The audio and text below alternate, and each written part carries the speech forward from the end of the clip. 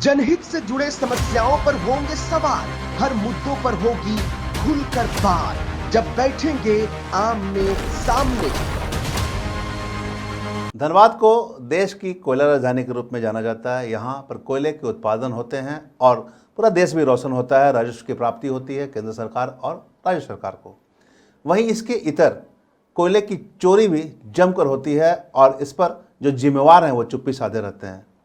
हमारे साथ आज आमने सामने में समाजसेवी विजय झा जी मौजूद हैं, जो लगातार मुखर होकर अपने क्षेत्र में या धनबाद जिले में हो रहे कोयले चोरी की मामले को उठाते आए हैं और कई तरह के स्लोगन में इन्होंने दिया है कोयले चोरी को लेकर। साथ ही जो जमीन की लूट हो रही है उस पर ये मुखर होकर उठाते हैं और आज आमने सामने में हमारे साथ इन्हीं मुद्दों पर ये जुड़ेंगे और इनसे हम बात करेंगे।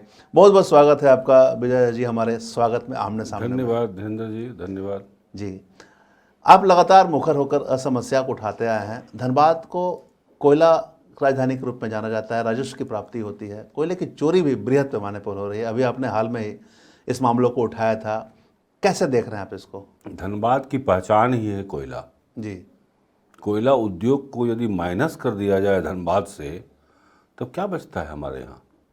चंद दुकान, व्यापारिक संगठन, कुछ बिल्डिंगें। लेकिन आज हम कोयलांचल की राजधानी इसलिए कहे जाते हैं कि हमारी शक्ति, हमारा गर्व, हमारी पूंजी, हमारा बच्चों का भविष्य, धनबाद का भविष्य, सब कुछ कोयला उद्योग से जुड़ा हुआ है, हमारी पहचान। लेकिन जिस तरीके से अवैध उत्खनन हो रहा है और उसका परिवहन हो रहा है और लूट हो रही है, यह आने वाले समय में किस रूप में धनबाद की पहचान को नष्ट कर देगा ये कहना बहुत मुश्किल है।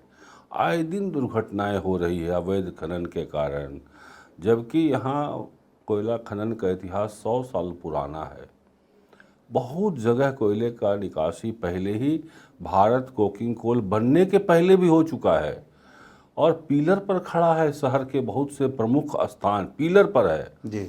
मैं कतरास की ही बात करूं, कोयलांचल में कतरास एक महत्वपूर्ण स्थान है जिसका अपना रेलवे स्टेशन है, रेलवे माल गोदाम है, वहाँ से 52 ट्रेनें गुजरती है अप एंड डाउन। इससे उसका महत्व समझा जा सकता है।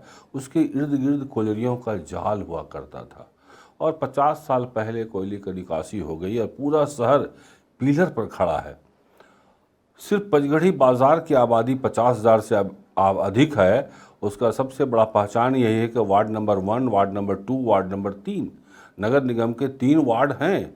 अगर 50 लाख पर यदि 50,000 वोटर पर एक है तो 1.5 लाख की आबादी है जो वोटर है। और आए दिन जो ये कटिंग हो रही है उससे क्या हो रहा है, इजी कटिंग के लिए वो पिलर को काट रहे हैं। पिलर को काटने का आए दिन दुर्घटना होती है। आपने देखा होगा 3 जनवरी को घटना हुई थी केसलपुर कुम्हारपट्टी। हम लोग आ रहे थे यहाँ रणधीर वर्मा जी के शहादत स्थल पर श्रद्धांजलि देने, तब तक पता लगा केसलपुर कुम्हारपट्टी में भूधसान हो गया और वहाँ कई घर जमींदोज हो गए। फिर उसके बाद केसरगढ़ा की घटना घटी, यह भी बाघमारा प्रखंड। फिर उसके बाद 5 सितंबर को घटना घटी केसलपुर मुंडा धौड़ा, जिसमें 6 घर जमींदोज हो गए एकदम, और उसमें कई गाय और भैंस जो लोग पशुपालन में हैं लगे हुए उनके पशु जिंदा दफन हो गए। फिर 12 सितंबर को, मतलब एक सप्ताह बाद ही। और आश्चर्य तो तब हुआ जब 5 को घटना घटी 5 सितंबर को, तो वहाँ जो लोग जब जानकारी हुई कि बड़ा भूधसान हुआ है, वहाँ 6 घर जमींदोज, जो हज़ारों लोग पहुँचे, वहाँ रहने वाले ही हैं उतना। तो वहाँ देखा गया कि 4-5 हज़ार बोरियाँ भरी हुई है कोयले से अब परिवहन होना था। मतलब उतनी बड़ी मात्रा में कटिंग 1-2 दिन के अंदर हो चुका था। 5 को घटना पर जब पहुंचे तो उतना बोरा देखा और 6 को जब सुबह पहुंचे लोग जी, एक भी बोरी नहीं थी। उतनी बड़ी घटना होने के बाद जब वहाँ सीआईएसएफ पहुँच गया, प्रशासन पहुँच गया, डीजीएमएस के लोग पहुँच गए, बीसीएल के अधिकारी पहुँच गए, जिला प्रशासन के अधिकारी पहुँच गई, क्योंकि यह बात आ गई थी कि बहुत लोग दब गए हैं। जो फिर बाद में 2 दिन बाद 7 लाशें बरामद हुई थी। जो 6 के बारे में तो कह दिया माँ अम्बे आउटसोर्सिंग वाले ने कि मेरे कर्मचारी थे जो मुआयना करने निकल रहे थे, वो थे जो गाड़ी समेत नीचे चला गया। और एक और, वो एक और कौन, 7 बॉडी बरामद हुआ। और उसके बाद जिस प्रकार एनडीआरएफ की टीम को केसरगढ़ा में सही जगह नहीं बताया गया कि कहाँ दबे हैं, तो वह बेचारा बाहर का टीम आके ए बी सी डी जगहों पर खुदाई करते रहा, लेकिन एक्चुअल जो जगह था एक्स, वहाँ तो पहुँच ही नहीं पाया, उसको बताया ही नहीं बीसीसीएल ने या जो जिम्मेवार लोग थे, तो वह खुदाई करके 3-4 दिन बाद चले गए। तो ठीक यहाँ भी वही हुआ, खुदाई रात में अवैध उत्खनन कहीं और हो रहा था और बता दिया गया कहीं और, मतलब कहीं ना कहीं गुमराह किया जा रहा है। गुमराह किया गया। तो एनडीआरएफ की टीम भी लाचार हो जाती है। लेकिन मेरा तो अब व्यक्तिगत आकलन है, मेरा मानना भी है कि हमारे कतरास क्षेत्र से स्टोन थ्रो डिस्टेंस पर है टाटा की मालकेरा कोयलरी, जामाडोबा कोयलरी, भेलाटाड़ कोयलरी, उसके यहाँ से कोयला क्यों चोरी नहीं होती है? वह भी कोयले का खनन करता है, जबकि वहाँ सीआईएसएफ नहीं है, प्राइवेट गार्ड हैं, एसआईएस के गार्ड हैं, और तब एक छटाक कोयले की चोरी नहीं होती है। और हमारे यहाँ अंगार पथरा में कतरास जो ही प्रवेश करेंगे, बड़ा कैंप है सीआईएसएफ का, जहाँ सैकड़ों सीआईएसएफ के जवान वहीं रहते हैं। और आज सबसे बड़ा अवैध खनन स्थल अंगार पथरा ही हो गया है, जहाँ की कैंप है। तो ये हो क्या रहा है? फिर सीआईएसएफ की ज़रूरत क्या है हमको? क्यों उस पर 400 करोड़ रुपया खर्च किया जाए? क्या ज़रूरत है? इसलिए मैंने अभी इस घटना के बाद एक सुझाव भी दिया था कि सीआईएसएफ हटाओ, बीसीसीएल बचाओ। जब बिना सीआईएसएफ के टाटा अपना कोयलरी का संरक्षण कर रहा है, कोयले का संरक्षण कर रहा है, उत्पादन कर रहा है, परिवहन कर रहा है, जहाँ भी कोयला उनको ले जाना होता है, भेजना होता है, और एक छटाक चोरी नहीं होते, तो हमको सीआईएसएफ की क्या आवश्यकता है? अगर बीसीसीएल को बचाना है अब, क्योंकि संगठित गिरोह के रूप में लूटा जा रहा है बीसीसीएल को, संगठित गिरोह के रूप में, और अब बहुत हो गया। और सबसे बड़ा बात है, वहाँ का जनजीवन खतरे में है अब, क्योंकि अनसाइंटिफिक माइनिंग करते हैं ये माइनिंग के जानकार तो है नहीं, ये अवैज्ञानिक खनन करते हैं। इसका परिणाम होता क्या है? हमारे खेत खलिहान, कुआं, तालाब सब सूखते जा रहे हैं, आए दिन दुर्घटना होती है। अब एक शिफ्ट में यदि 100 आदमी यदि अवैध उत्खनन में लगा है, 100 आदमी, अब सोचिए अगर वो धंस गया, एक भी आदमी बाहर नहीं आ पाया, तो 100 आदमी दब गए ना। सही बात, सही तो बात। बड़ी संख्या में नहीं, बीच लोग में मारे जा रहे हैं। बीच में सांसद चंद्र प्रकाश चौधरी ने इस मुद्दे को उठाया था, फिर मामला दब गया। तो क्या लग रहा है, कहीं ना कहीं जनप्रतिनिधि भी इसको ज़्यादा तूल नहीं दे रहे हैं? वही केसरगढ़ घटना में, केसरगढ़ की जो घटना घटी, तो मैं भी वहाँ माननीय सरयू राय जी के पास साथ गया था, वहाँ चंद्र प्रकाश चौधरी भी आए थे। उसी में सांसद महोदय भी आए थे, और उनके साथ तो कुछ लोगों ने जो अवैध खनन में संलग्न हैं, इन लोगों को तो नागवार गुजर रहा था, इन लोगों ने वहाँ पर एक तरह से बदतमीजी ही कर रहे थे। क्यों आए आप? और कोई काम नहीं है क्या? इतना दिन कहाँ थे आप? ये सब सवाल दागे जा रहे थे उनसे। और पता लगा कि एनडीआरएफ की टीम आ रही है। पहले तो प्रेस को भी नहीं जाने दिया जा रहा था। हम लोग जब दोपहर 2 बजे पहुंचे तो पता लगा प्रेस को, जो पुल है, पुल पार करके केसरगढ़ जा सकते हैं आप, तो पुल के इधर ही सारा प्रेस को रोक दिया था, नहीं जाने दे रहा था। ये तो फिर माननीय सरयू राय जी आए, तब पीछे पीछे सारे प्रेस को भी लोग आए, और माननीय सांसद महोदय ने तो थाना में एफआईआर भी किया।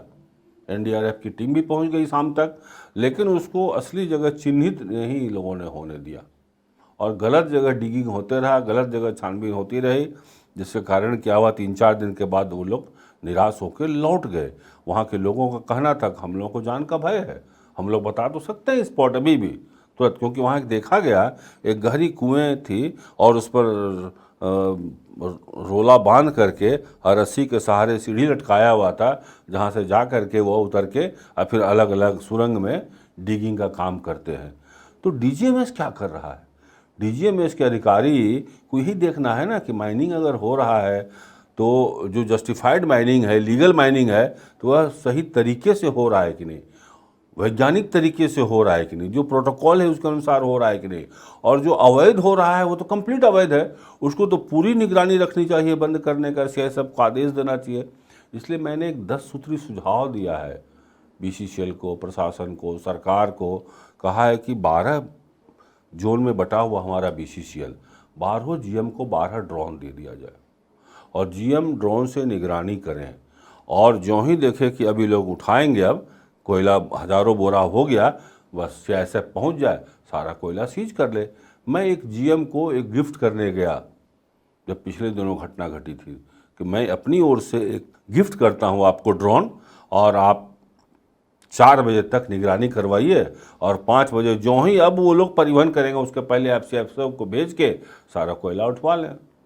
जीएम साहब इतने भयभीत हो गए, उन्होंने साफ कहा कि मेरी हत्या हो जाएगी, स्वीकार करने के लिए तैयार नहीं हुए। मैंने कहा कोई फंड तो अलॉट कराना नहीं है आपको सीएमडी से, मैं गिफ्ट कर रहा हूँ, पब्लिकली गिफ्ट कर दूंगा, प्रेस के सामने गिफ्ट कर दूंगा, और आप इसका उपयोग कीजिए, क्योंकि बहुत खतरनाक स्थिति पैदा होती जा रही है आपके इलाके में, आपके एरिया में। एरिया 4 की मैं बात कर रहा हूँ जिसमें कतरास आता है। और उन्होंने कहा मेरी 2 दिन में हत्या हो जाएगी। यहाँ तक ये तो स्थिति कहीं ना है। कहीं मतलब दबा कर डरा कर कोयला नहीं, चोरी जो हो रही लोग एक रैकेट है, ये बहुत बड़ा रैकेट है, बहुत बड़ा रैकेट है। आप इसी से अंदाज लगा लीजिए, केसरगढ़ा में जो घटना घटी, जिम्मेवार लोगों का कोई बयान आया क्या? जिनको पहल करनी चाहिए थी, ऐसे जिम्मेवार लोगों का एक बयान भी है क्या? घटना की निंदा भी है क्या? सोचिए आप। नहीं, सांसद ने तो मुखर होकर समस्याएं उठाए थे, लेकिन फिर दब गया मामला। वो गिरिडीह के सांसद ने उठाया जी, उन्हीं का क्षेत्र लेकिन है। वहाँ जो रहते हैं जी। विधायक, हाँ। और धनबाद के सांसद भी वहीं रहते हैं। आप की स्टेटमेंट देखिएगा तो हमको जरूर बताइएगा। नहीं, उन्होंने इस मामले पर कुछ नहीं बोला, उनकी क्या कभी कारण कोई है? प्रक्रिया नहीं आई। आपका गृह क्षेत्र है, आपके गृह पंचायत में हो रहा है अवैध उत्खनन। अभी जो सीआईएसएफ ने एक जब्त किया जेसीबी, जो जेसीबी रास्ता बनाने का काम कर रहा था, जब्त किया है, सोनाडी थाने में एफआईआर हुआ।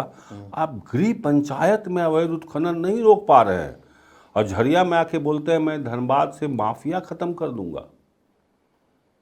पहले वहां का माफिया तो खत्म कर लीजिए, अपने गृह पंचायत। लेकिन उनका क्षेत्र नहीं है, तो हो सकता है वो इससे बचते रह रहे होंगे, क्योंकि सांसद का क्षेत्र नहीं है। ठीक है, लेकिन विधायक का क्षेत्र है, चूंकि विधायक शत्रुघ्न महतो भी वहाँ पर है, उनको पहल करने की जरूरत होनी चाहिए। तो ये तो भाई आपके गृह पंचायत में यदि चल रहा है तो पहली जिम्मेवारी तो वही है ना कि हम पहले अपने गृह पंचायत को सुरक्षित करें। तब इसका असर क्या होगा कि मेरी बात का भी असर होगा, लोगों को लगेगा देखो इन्होंने अपने गृह पंचायत को तो मुक्त करा दिया अवैध उत्खनन से। अभी हाल में आप उसका इम्पैक्ट पड़ेगा। जी, अभी हाल में सब आप लोग एकजुट हुए थे और ये कोयला तस्करी पर रोक लेकर एक नीति बनाए थे, बैठक भी किए थे, क्या था वो मामला? मैंने एक सम्मेलन रखा था जी, कि कोयलांचल में अवैध उत्खनन कारण और निदान, यह विषय था। उस विषय में घूम फिर कर के यही बात है, बहुत वक्ता लोग थे, बहुत जानकार लोग भी थे, माननीय जिला परिषद की अध्यक्षा भी थी, और सलानपुर कोयलरी के में अपना पूरा जीवन उन्होंने दिया, ऐसे सर्वेयर लोग भी थे, बीसीसीएल खनन से जुड़े हुए लोग थे, अधिकारी, ऐसे सब ने यही कहा कि अगर इसको नहीं रोका गया तो पूरा शहरी क्षेत्र का अस्तित्व खतरे में है, जो कि बहुत बड़ी आबादी। क्या हुआ फिर? ये मीटिंग के बाद क्या कुछ पहल हुआ? मीटिंग के बाद आया कि हम लोगों को सबको इस बात की जानकारी देनी चाहिए, केंद्र सरकार, गृह मंत्रालय, डीजीएमएस, बीसी कोल इंडिया के चेयरमैन को भी देना चाहिए कि आप निगरानी कराइए ड्रोन के माध्यम से। अभी आपने देखा बिहार में शराब बिक्री, चूँकि बंदी है, कानून है, उसको ड्रोन से निगरानी हो रही है, और पकड़े गए पिछले दिनों यहाँ। लेकिन बावजूद हो ही रही है, हो रहा है, पूर्णतः लेकिन बंद ड्रोन नहीं का है। उपयोग हो रहा है ना। हाँ, उपयोग जब हो रहा है। आधुनिक तकनीक है हमारे पास, हम सर्जिकल स्ट्राइक का तो दावा करते हैं, लेकिन घर में सर्जिकल स्ट्राइक करने से क्यों डर रहे हैं उस अपराधियों के खिलाफ, जो कि न जाने कितने लोगों का जीवन खतरे में डाल रहा है? फिर कैसा सर्जिकल स्ट्राइक? सर, जैसा आप बता रहे थे कि आप लोगों ने बैठक किया, कई तरह के निर्णय भी लिए, उसमें एक स्लोगन भी शायद आपने दिया था कि सीआईएसएफ हटाओ और कोयला बचाओ या बीसीसीएल बचाओ। तो क्या मतलब इसमें पूर्णतः जिम्मेवार सीआईएसएफ को मानते हैं आप?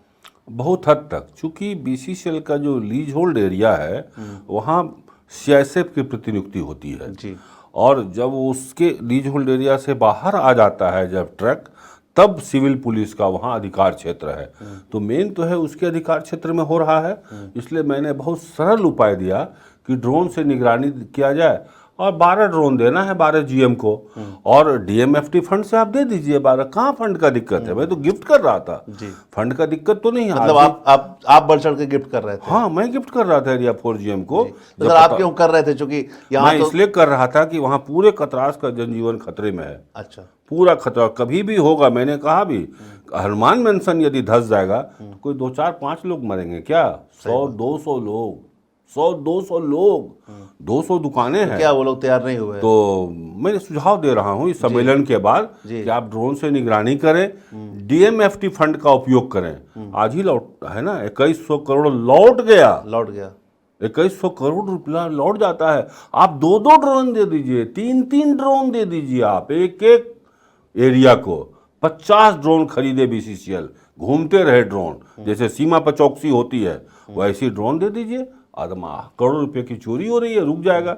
दूसरा मैंने सुझाव दिया कि आप एक टोल फ्री नंबर एक जारी करें बीसीसीएल, जो उसमें सूचना देगा और उसके सूचना पर उस ट्रक को रिकवरी हो जाएगा तो उसको 10,000 रुपया उस बच्चे को इनाम दीजिए जिसने सूचना दिया। व्हाट्सएप नंबर के साथ, गाड़ी का नंबर के साथ, फोटो के साथ टोल फ्री नंबर में सूचना आएगा। जो ही ट्रक, कोई भी ट्रक बीसीसीएल के लीज होल्ड एरिया से निकल के सड़क पर आएगा, एक नहीं 10-10 फोटोग्राफ्स आ जाएंगे। हैं ऐसे लोग हिम्मत करेंगे, देंगे, आप पकड़ लीजिए। ये सुझाव दिया था। 10,000 रुपया इनाम दीजिए या उसके कुल लागत का 5% दीजिए, जिससे उत्साह बढ़े और लोग लग जाए अभियान में। एक ट्रक पार नहीं होगा, मेरा दावा है। तीसरा दिया था, चुपचाप सफेद ड्रेस में पुलिस रेकी करे यह ट्रक जा कहाँ रहा है। चुपचाप मत पकड़िए, उसको जाने दीजिए गंतव्य तक। जहां जब ट्रक पहुंच जाए, जिस फैक्ट्री में पहुंच जाए, उस फैक्ट्री को सील कीजिए। चोरी का माल खरीदने में बिना जीएसटी का, जीएसटी चोरी, माल चोरी, बीसीसीएल के कोयले की चोरी में उस फैक्ट्री को सील कीजिए। उस फैक्ट्री मालिक को एक्यूज बनाइए। कोई खरीदार ही नहीं जब रहेगा तब कोई चोरी करके क्या करेगा? कोई कहाँ बिक्री करेगा? खाने की चीज तो है ही नहीं। और 10 दिन के अंदर आपको कोयला अवैध खनन उखाड़ने वाले नहीं मिलेंगे, चूंकि लेने वाला कोई नहीं रहेगा। ये ऐसे मामूली ऐसे ये तो तरीके और हैं। कुछ सुझाव दिए थे 3 सुझाव के अलावा? हाँ, और भी दिया था हमने कि वहाँ के आसपास को ग्रामीण में वॉलंटियर पैदा करे बीसीसीएल। वॉलंटियर को जिम्मेवारी दे दी है। ग्राम रक्षा दल होता है ना, जब कहीं अपराध ज़्यादा बढ़ जाता है, उस ग्राम रक्षा दल को ही उस सड़क की सुरक्षा की जिम्मेवारी दी जाती है। वो लोग टोकन में, एज ए टोकन 10 रुपया अपना लेते भी हैं, अपना उस खर्च वहन करता है। आप चले जाइए तेलमच्चो रोड से रोजगार का भी आपको मिलेगा। तो ग्राम रक्षा दल तैयार कीजिए और नौजवानों को दीजिए राष्ट्र की सुरक्षा के लिए। जब हम जान दे सकते हैं सीमा पर, मुझे याद है कारगिल युद्ध हो रहा था, मुजफ्फरपुर में सेना की भर्ती के लिए निकाला गया। एक अनुमान था कि 10,000 लोग आएंगे, उस हिसाब से वो मैदान था। 30,000 से अधिक नौजवान 98 में कारगिल युद्ध में, सब जानता था कारगिल युद्ध में पाकिस्तान ऊंचाई पर था, हम लोग नीचे में थे, कितना खतरा था। 30,000 नौजवान कारगिल युद्ध के नाम पर अपना शीश कटाने आ गए। यह वो भारतवर्ष है। आप उसको प्रमोट तो कीजिए, आप तो बताइए कि देश के प्रति यह भी आपका एक योगदान होगा। आपको नौजवानों की कमी नहीं मिलेगी। एक वॉलंटियर तैयार हो जाएगा। मजाल है एक ट्रक भी निकल जाए। बहुत आसान है। ऐसा सुझाव हम लोगों ने दिया। अब इस संबंध में हम लोग सोच रहे हैं, एक बार दिल्ली भी जाएंगे, एक सत्याग्रह पर भी हम लोग सोच रहे हैं बैठने, लेकिन चूंकि नवरात्रि और त्यौहार का महीना, तो एक बार सत्याग्रह पर भी बैठेंगे कि प्रशासन ध्यान दे, क्योंकि देश की संपत्ति लूटी जा रही है। हमारा पहचान पर संकट हो जाएगा। आज कोयला उद्योग बंद हो जाए धनबाद में, क्या बचेगा हमारे पास? और इस विधि व्यवस्था के कारण बाहर के कोई उद्योगपति आते हैं और जब इस बात की जानकारी मिलती है, अखबारों में पढ़ते हैं, कोई उद्योगपति आना चाह रहा है क्या? एक उद्योग लगा क्या? अब 25 साल हम मनाने जा रहे हैं ना 15 नवंबर को, एक बड़ा उद्योग धनबाद में क्यों नहीं लगा? इसकी चिंता नहीं होनी चाहिए क्या? जबकि रॉ मटेरियल मेरा है। हमारे यहाँ जब रॉ मटेरियल है देश का 40%, तो कितने उद्योग लग जाना चाहिए थे जो कोयला पर आधारित होता, लेकिन नहीं लग रहे हैं। क्यों? विधि व्यवस्था का मैसेज बहुत एंटी जाता है, नकारात्मक। यहाँ तो कोई विधि व्यवस्था ही नहीं है। इसकी चिंता नहीं होनी चाहिए क्या? एक नागरिक होने के नाते मुझको लगता है कि यह एक कलंक है, माथे पर कलंक का टीका है, और ये जब तक रहेगा कोई उद्योगपति नहीं आएगा। अच्छा, एक चीज़ और हम समझना चाहेंगे, जैसे कि बीसीसीएल कोयला उत्पादन के लिए है, राष्ट्र की संपत्ति है कोयला, बीसीसीएल उसको उत्पादन करता है, उससे राजस्व की प्राप्ति होती है। आउटसोर्सिंग कंपनियां भी इसमें बीसीसीएल उनकी जिम्मेवारी देती है कोयला खनन करने को लेकर। तो क्या कोयला चोरी में आउटसोर्सिंग कंपनियां भी को भी जिम्मेवार मानते हैं आप?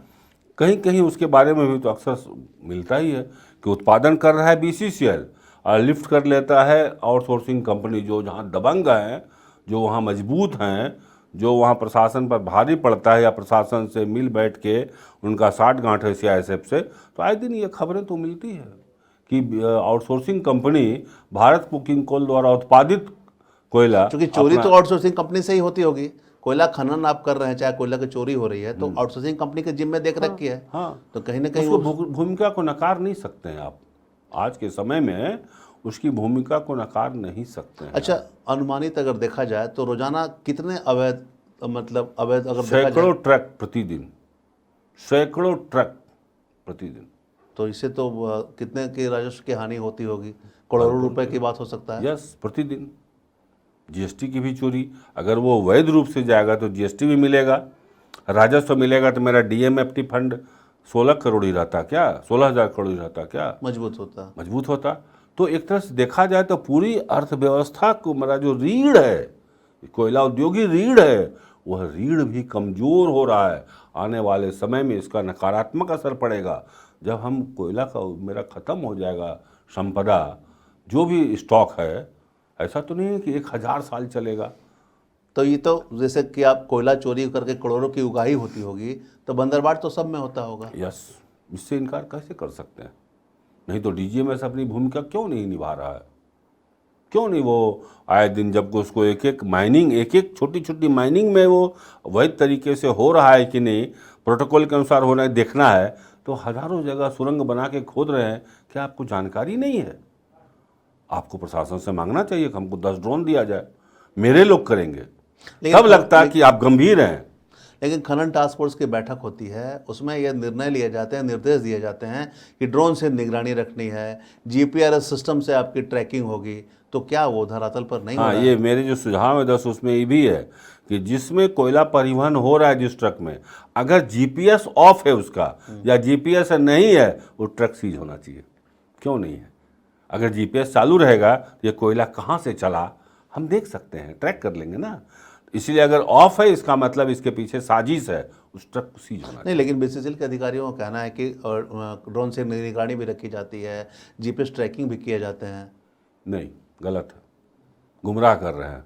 अगर ड्रोन से निगरानी हो रही है तब उनको पता क्यों नहीं चला 5 तारीख को वो हज़ारों बोरी कहाँ चली गई? हज़ारों बोरी, 5 को घटना हो रही है और 6 को जब वहाँ पहुँचे, 5 को देखा होगा आपने सोशल मीडिया पर, पूरा वो आ रहा था कि हज़ारों बोरियाँ भरी पड़ी हुई थी। और इतने ट्रक कैसे आए उस घटनास्थल पर? कैसे इतने मजदूर आए? एक ट्रक में तो नहीं गया होगा हज़ारों बोरियाँ। इतने ट्रक का आना, इतने बोरियों का लदान होना घंटों, कहाँ था सीआईएसएफ? हो सकता है कि जानबूझ के अनजान बनने का प्रयास किया जा रहा हो। इसीलिए सोशल मीडिया तो आजकल कलई खोल देता है ना। आप सोशल मीडिया में देख लें क्या स्थिति है, कहाँ गायब हो गया वो। इसीलिए बहुत आसान तरीका है। पिछले दिनों तो टीम भी आई थी विधायकों की, वो लोग घटनास्थल का दौरा भी किए थे, सलानपुर मुंडा दौड़ा। वहाँ आश्चर्य प्रकट कर रहे थे जिस प्रकार जो प्रोटोकॉल है खनन का, आउटसोर्सिंग का भी, मतलब मान लीजिए कि 500 स्क्वायर फुट तक डेब्रीज को रखना है, 500, उसके बाद धंसने का डर रहेगा ना, फिर घटना हो जाएगी कुछ भी, तो वह उसका उल्लंघन था। हम लोग के सामने पूछा गया, सीआईएसएफ को बुला करके डीजीएमएस का अधिकारी को बुलाया गया, बोला कैसे इतना ऊंचा है, कैसे इतना ऊंचा है? क्योंकि उसको ट्रक भी चलाना है, ऊपर तक जाना है, जो डेब्रीज गिराता है कैसे चलेगा? वो कभी भी गिर सकता है, वो ढह सकता है, तो वो तो उल्लंघन था। अच्छा, तो ये सारी चीज़ों को नज़रअंदाज करते हैं, तो यूं ही नज़रअंदाज करते हैं क्या आप? अच्छा, ये चीज़ हम और समझना चाहेंगे। ये पूरा धनबाद जिले में हो रहे हैं कोयला चोरी, तो संख्या ज़्यादा कहाँ है? कतरास में है या निरसा में है या किस इलाके में ज़्यादा मात्रा में कोयला चोरी हो रही है? फिलहाल तो हमको लगता है कि बाघमारा प्रखंड में, बाघमारा हॉटस्पॉट बना हुआ, और नेक्स्ट हम कह सकते हैं कि झरिया, निरसा, सभी जगह जहाँ जहाँ कोयला की खदानें हैं। मैंने पीआईएल भी किया था एक इस पर। तो जिस दिन पीआईएल करने गए, ड्राफ्टिंग कर रहे थे हम लोग बैठ करके, तब निरसा की घटना की जानकारी मिली, जो 15 लोग दब गए थे, जी। जो घोषित हुए 15, जो एक एक का फोटो भी छपा था स्थानीय अखबारों में, जो करता थे, जिन्होंने मुखाग्नि दिया था, तो वो हम लोगों ने लगाया था हाई कोर्ट में, वो कि ये स्थिति है। 15 तो उजागर हुए, बॉडी निकला, जो बॉडी नहीं निकला उसका कोई माँ बाप नहीं है। होता क्या है, मजदूर बाहर से लाए जाते हैं, जैसे हमारे यहाँ जो काम करेगा मजदूर, वो संथाल परगना से आएगा, तो उसको वहाँ के घर वालों को पता ही नहीं है कि मेरा बेटा या मेरा पति या मेरा भाई कहाँ काम कर रहा है, धनबाद में काम कर रहा है, कहाँ खोजेगा। वो घर वाला इतना निराश हो जाता है, 2-4 दिन 10 दिन 20 दिन घूमता है, पेपर में आता है कि लापता, इसके बाद कोई अता पता नहीं चलने नहीं, पैसा दे दिया जाता होगा उन लोगों को कि हाँ लो भाई, उसका मुंह बंद कर दिया जाता है। केसरगढ़ के मामले में ये हुआ, पहले कुछ लोग बहुत उग्र हुए, फिर बात हुई कि हम लोग PIL करेंगे और जिससे खुदाई किया जाए बॉडी नहीं निकलने तक, लेकिन जब वो तैयार हुआ था उसके बाद वो फिर नहीं आया मेरे पास। तो अब जैसे आप लगातार मुद्दों को उठा रहे हैं, आगे क्या कुछ प्लान, क्योंकि कहीं ना कहीं आपको लग रहा है ऐसा कि आप अकेले हो जा रहे हैं इस मुद्दे में? नहीं, एक नेटवर्क है, उधर एक नेटवर्क है, तो स्वाभाविक है कि एक गठबंधन है बहुत बड़ा, जिसमें सब शामिल है, सारी शक्तियां शामिल है, यह तो सत्य है। तो उसमें आप कि अकेले एक पड़ जा बहुत रहे हैं। बड़ा नेटवर्क है उसका, और ये सारे एक नेक्सस है। इस नेक्सस के खिलाफ लड़ना बहुत आसान तो नहीं होता है, तो क्या करेंगे लेकिन आगे? देर सवेर आप सत्य पर यदि अडिग हैं और देश हित में आपका अगर कदम है, तो सत्य की जीत होती है अंत में। तो आगे क्या कुछ प्लान है आपका, ताकि इस पर बस हम लोग सरकार की ओर, सरकार का ध्यान खींचते रहेंगे, सरकार का ध्यान खींचते रहेंगे। बस अफसोस यही इसी बात का है कि हो सकता है कभी बहुत बड़ी घटना हो जाए, तब सरकार का ध्यान जाए। उस बड़ी घटनाओं का सरकार इंतजार कर रही है। अभी 2-4 10-20 लाश निकलता है, आंख मूंद देती, जैसे गजनी टाण का अभी हमने मनाया है ना 26 सितंबर, 64 श्रमिकों की जल समाधि हुई थी। लेकिन यदि कतरास में यदि ये भूधसान होगा तो 64 नहीं होगा, 640 होगा, तब शायद सरकार की नींद टूट जाए, उसकी आंखें खुल जाए। जो आज आंखें मूंदे बैठी है, सरकार को नहीं पता है क्या इतना FIR हो रहा है? आखिर में अगर एक भी आदमी ये हुआ तो FIR तो हुआ, वो आउटसोर्सिंग वाला छोड़ के चला गया, केसलपुर की घटना है जब माँ अम्बे चली गई, तो पता तो प्रशासन में बैठे तमाम लोगों को है। प्रशासन को साहस करना होगा, सत्ता पर बैठे लोगों को साहस करना होगा। पहली जिम्मेवारी उनकी है, दूसरी जिम्मेवारी हमारी और आपकी। पहली जिम्मेवारी सत्ता पर जो बैठे हैं उनके एक कलम से हो जाएगा, एक कलम से 100 ड्रोन खरीदा जाएगा, 20 दे दिया जाएगा DGMS को, दे जाएगा कोल इंडिया को, और CISF और BCCL को भी सख्त होना होगा। सख्त होना होगा। ऊपर सख्त होगा, नीचे अपने आप सख्त हो जाएगा। ज़रूरत है सरकार में बैठे लोगों को, सत्ता में बैठे लोगों को, जिम्मेवार पदों पर बैठे लोगों को इस पर एक्शन लेने की। तो ये हमारे साथ आमने सामने में विजय झा जी थे। इन्होंने स्पष्ट कहा कि कहीं ना कहीं CISF की पूरी जिम्मेवारी है, चूँकि उसी की निगरानी में कोयला क्षेत्र की सघन जांच अभियान चलाए जाते हैं, और ऐसे में अगर कोयला की चोरी हो रही है तो CISF पूरी जिम्मेवार है। BCCL के अधिकारी भी कहीं ना कहीं जिम्मेवार हैं, चूँकि ड्रोन से निगरानी नहीं की जा रही है और DMFT फंड का प्रयोग नहीं किया जा रहा है, जिसके कारण DMFT फंड लौट जा रहे हैं।